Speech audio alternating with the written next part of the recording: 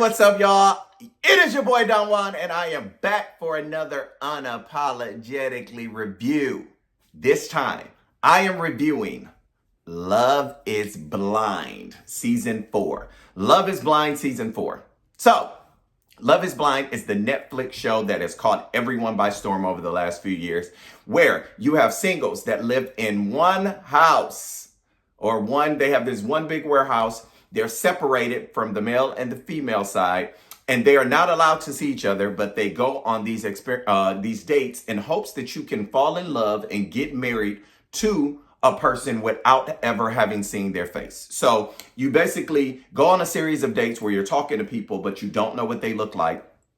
At the end of about 2 weeks or a week and a half, you are get engaged. You go, on a trip together and start living together for a month up until you decide to get married and if you're going to walk down the altar. Love is Blind is one of my guilty pleasures, y'all. I love Love is Blind. Love is Blind is the experiment I think people should do. I would have done Love is Blind. I would have definitely done Love is Blind years ago. I think it is an interesting take to be able to see if you really can love somebody without ever seeing them. Have you ever been on a blind date, or have you ever had before catfish and stuff was good, have you ever been on the phone with someone that maybe you had seen online and maybe you hadn't really seen it because the pictures maybe was old, or maybe it was like a pen pal or any of those things? I think everybody has dated in this age, and they may have lived in another state, or they may have started talking to somebody they met online, and maybe they don't even look like the pictures that they send you. Have you ever seen that? Like, have you ever dated and been on like Instagram or met somebody through Instagram, and then you meet them in person, you be like, that picture old as hell. You don't even look like that. How did that work out? Did you like them then?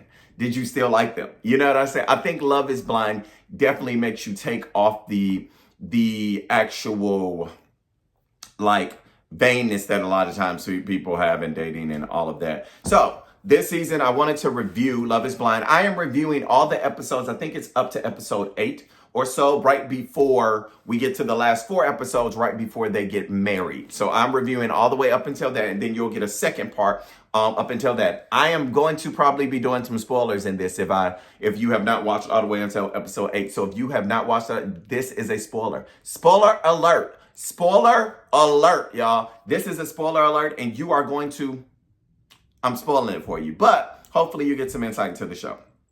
With this show, let's talk about the singles that they focus on in the group, and then we'll talk about the pairings. When you talk about the singles from the guy's side, you have Paul and Zach. They seem very nice. Zach seems to have had a hard life. He was homeless and all that, but Zach also is a little eccentric. And it works for him. He's an attorney, he's a little eccentric, and all of those things. But he seems to, genuinely be looking for love. So I have to give him that. Paul is like the better version of Zach. Have you thought about that? Paul is like the very nice guy. You're like, he could be your friend. He seems like he's really genuine. He may not show emotions at all, but he's the better version of Zach in theory. But he's kind of, what do they call those? Granola. That's what it is. People think Zach is more granola than Paul. So I'm sorry, Paul is more granola than Zach. That's what my thoughts are. You get Marshall, who's sensitive. Marshall's really sensitive guy. I think him and Brett are both sensitive, but Marshall is more in touch with his feelings. I don't think that that's a bad thing. I think he's very much a black man who has figured out how to deal with his feelings, which isn't a bad thing. I think Brett is a very much mature black man who, he's went a long time without dating. So he hopefully knows what he wants now. Then you have, who else? You have Marshall. You have Kwame, and he's like, if you watch Love is Blind the previous seasons, he's like SK. He's like SK. I'm going to be honest. He's like the newer version of SK, and I don't know how much better. But he's like SK. Yeah, I think I'm going to go with that one. You got the dude JP, who's kind of in the mix, and JP is like the average musclehead who not really got anything in between here that he wants to give anybody. He's just kind of here for a wrong ride. If it feels good, he's kind of going with it. Maybe just wants to be on TV. That's what I got from it. I think those are most of of the guys that I got from this season. You fast forward, then you actually have the girls. You have Tiffany, who's very sweet. I think Tiffany does give you like kind of motherly and sweet and all of those things. You have Micah. Micah and Irina are kind of the same girl. They try. Micah may not be as bad as Irina, but they feed off each other. When they go to their pods and the destructive kind of behavior that they do and the things that they do to each other, they're both not nice people. Let me just describe them as that. Micah may not be as bad as Irina, but Irina, she gives you such B behavior, and you're like, but why? But why are you giving you're giving all of that behavior, and you should be nice to everybody you encounter.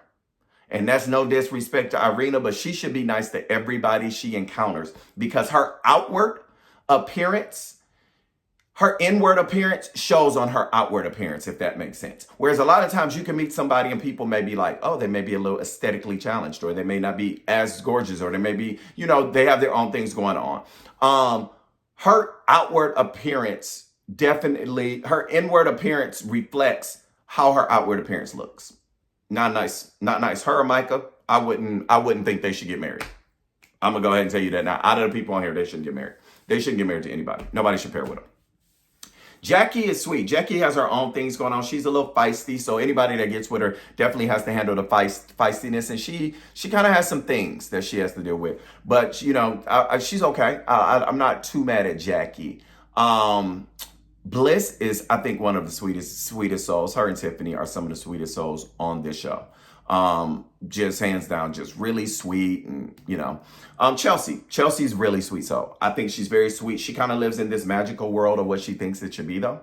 I think she thinks like, this is how life should be. This is what the world is and all of that. But, so we have all of these people. They've been going on these dates and we start to get this pairing. Once they start to get the pairing, it's some heartbreak that happens. I'm going to be honest. When I'm watching this, when Zach tells Micah that he's going to choose Bliss, that he's going to choose Micah, I'm screaming through the TV, hell no, you don't know what you're getting into. You're getting in bed with the devil. Don't do it. Everything Bliss is saying about this gives me a little bit more insight if you're choosing her on your judgment. That is it, baby. She is not it. She is horrible. She's like disgusting, deplorable. Like, don't do it. And then when Micah lets Kwame go, and then she ends up going along with Paul, it's kind of like, I don't think you should do that either. I wouldn't have let, there was another young lady, I want to say it was like Jennifer or something. I forgot her name. Super great lady.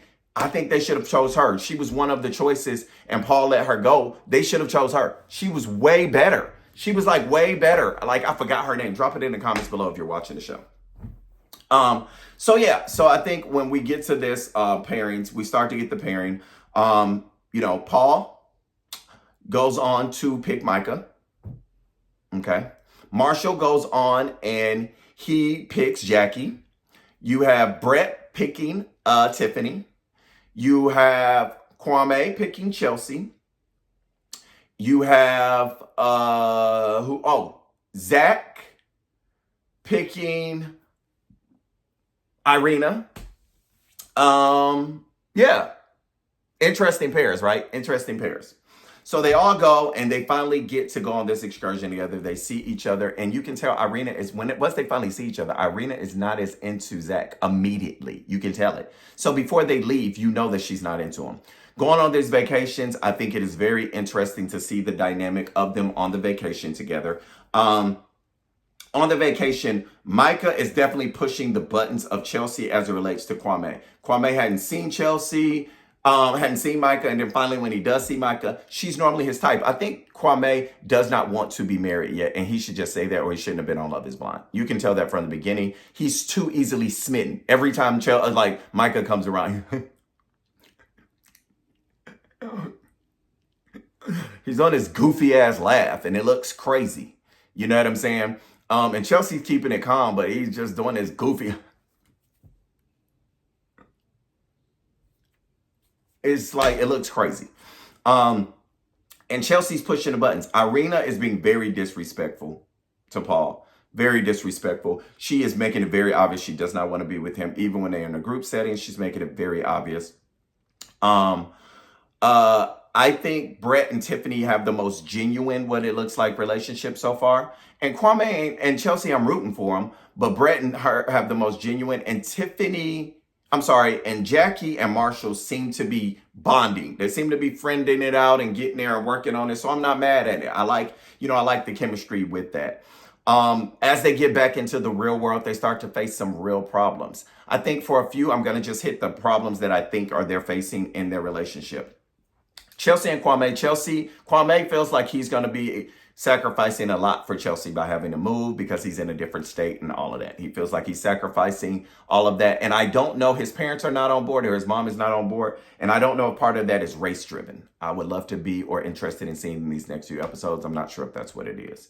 As you relate to Tiffany and Brett, Tiffany, I will say, does this thing, and I've seen it happen, and maybe I like bougie Brett like doing that. And I think that, Brett does spend his money the way he has, and he's accustomed to life, and Tiffany lives with a roommate and she kind of lives her life. So I think that can be a challenge. But as far as having a major problem, I haven't seen them with that. Tiffany is more cleaner than Brett, and that's about it. Marshall is more emotionally mature than Jackie. She's never really had a man you can tell that was mature enough for her. You have Zach, who has left Irina by the time they leave this week vacation. And now he has started talking to Bliss. And I wonder how this dynamic is going to work, but she seems to be falling for him. He actually proposes to Bliss after having the failed proposal. He said, I made the mistake, and he did. You can tell that Paul and Micah. Micah is a little immature, and her friends have too much of a bearing on her relationship. With her friend, who she shouldn't have an opinion on nothing. If y'all saw Micah's friend, her little drunk friend who in this jolly green giant or jolly orange giant dress, whatever color that dress was, talking about she don't like it and she's making it. I'm like, why are you making the decision? She got to marry him. She should be happy that somebody like Paul want her, because she ain't really the nicest girl, to be honest. So, you're going to have to deal with that part of it. And then I think so we went Micah and Paul, Zach and Bliss, Marshall and Jackie, Brett and Tiffany, Kwame and Chelsea. I think those are the relationships right there. If I am missing somebody, y'all, I am sorry, but their relationship just fell into I didn't remember them. But I think it was 5 singles and their relationship. That's what I think. So yeah, I'm interested in seeing who's going to make it to the altar. My predictions of who is going to make it to the altar. I need Brett and Tiffany to make it to the altar. If Brett and Tiffany don't make it to the altar, I am thrown off. Jackie is probably going to run away from Marshall because she's not ready for Marshall. It's going to heartbreak Marshall, but I think Jackie's going to run. Micah does not want to marry Paul, so she's probably not going to marry Paul, but I think Paul's going to make the decision and say, no, I don't think that you're for me. Bliss may actually marry Zach, to be honest. Bliss may marry Zach. I think Bliss and Zach will get married. And Kwame and Chelsea. Chelsea wants to marry Kwame, but I don't know that Kwame is going to marry Chelsea. I think he's going to walk. We have to stay tuned and see.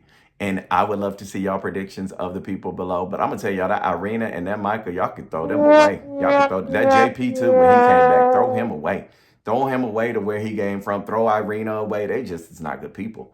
Love is Blind, season 4, I'm sorry.